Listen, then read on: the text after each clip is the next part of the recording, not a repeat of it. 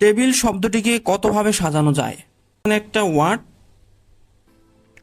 Table, যার মধ্যে letter আছে কয়টা? একটা, দুইটা, তিনটা, চারটা, পাঁচটা। তাহলে টেবিল ওয়ার্ডের মধ্যে কয়টি লেটার আছে?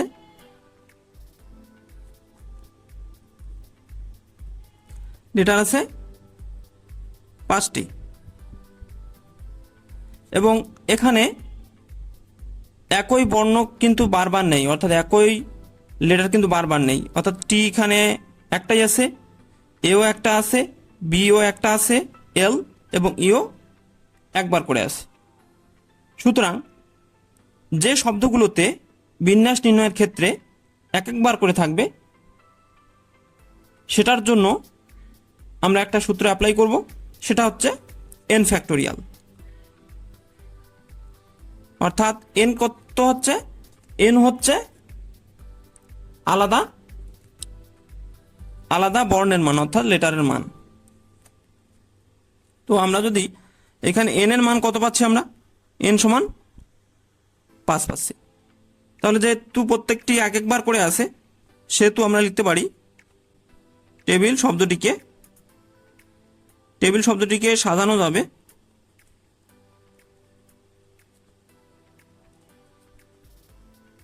5 ফ্যাক্টোরিয়াল ভাবে।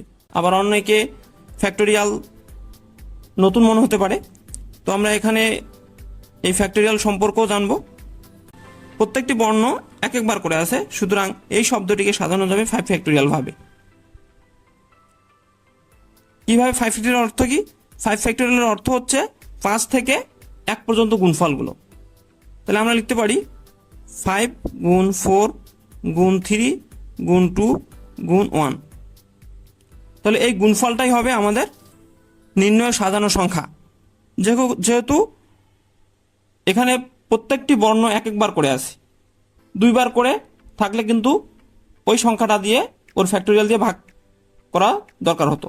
এর গুণফল হবে 120। এখানে যদি 6 থাকতো তাহলে 6 ফ্যাক্টোরিয়াল 6 থেকে 1 পর্যন্ত গুণ করতাম, তাহলে গুণফল হতো 720। যেহেতু 5টা সংখ্যা আছে এবং প্রত্যেকটা এক একবার করে আছে, সুতরাং এই শব্দটিকে সাজানো যাবে 5 ফ্যাক্টোরিয়াল ভাবে, অর্থাৎ 120 ভাবে সাজানো যাবে। তাহলে আমাদের অ্যান্সার হবে গ। আচ্ছা, আমরা আরও একটি প্রশ্ন লক্ষ্য করি।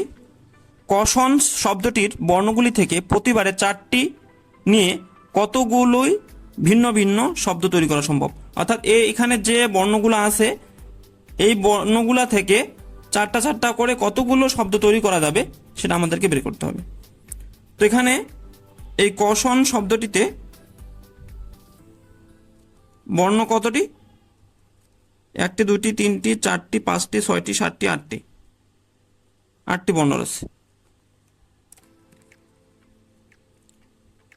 এবং এখানে সি একবার, এ একবার, ইউ একবার, টি একবার, আই ও এন এবং এস প্রত্যেকটি শব্দ একবার করে আছে।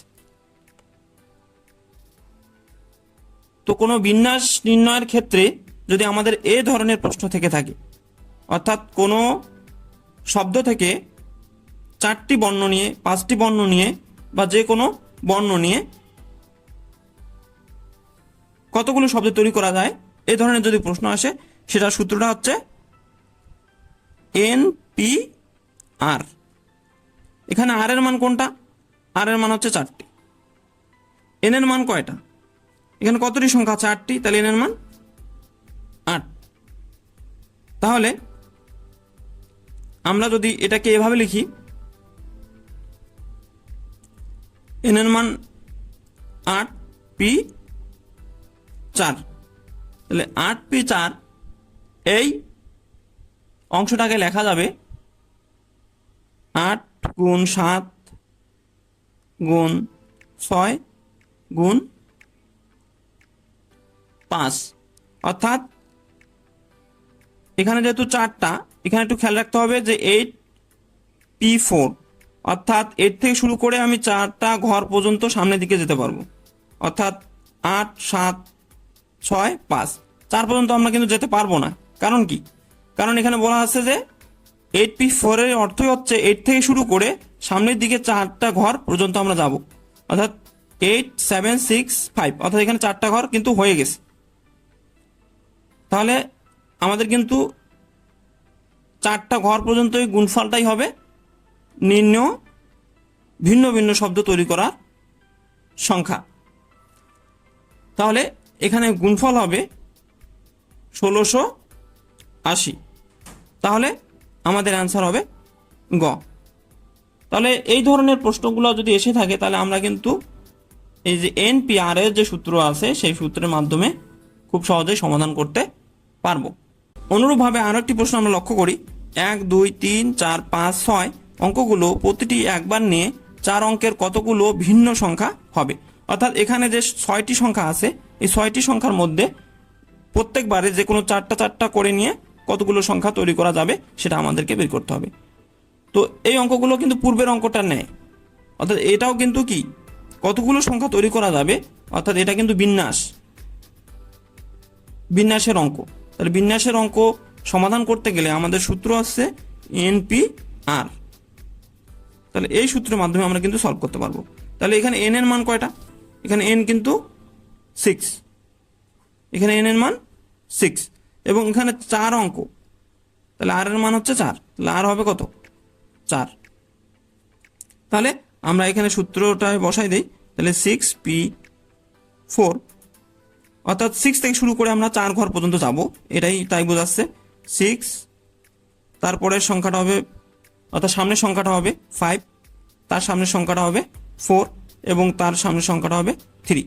তাহলে দেখুন এখানে কিন্তু 1টা 2টা 3টা 4টা সংখ্যা নেওয়া হয়ে গেছে, অর্থাৎ এই 4 দ্বারা বোঝাচ্ছে যে উপরে যে 6 সংখ্যা সেই সংখ্যা থেকে সামনের দিকে এভাবে আমরা 4টা সংখ্যা নিব।